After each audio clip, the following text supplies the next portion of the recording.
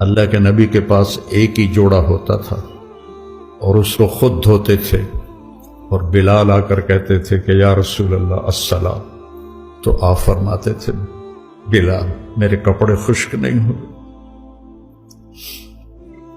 نماز لیٹ ہو جاتی تھی کہ دوسرا جوڑا نہیں ہوتا تھا۔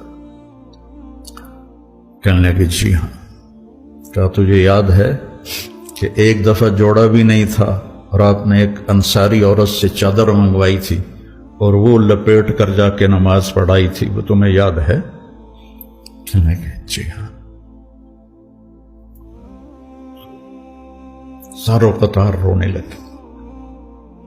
فرمایا عائشہ، حفصہ جنہوں نے تمہیں بھیجا ہے انہیں جا کے کہو کہ 3 دوست تھے جو ایک منزل کی طرف چلے، پہلا چلا وہ پہنچ گیا، دوسرا چلا وہ بھی پہنچ گیا، اب تیسرا راستے میں ہے، ان کی راہ پر چلے گا تو ان تک پہنچے گا، اگر اس سے ادھر ادھر ہوا تو بھٹک جائے گا۔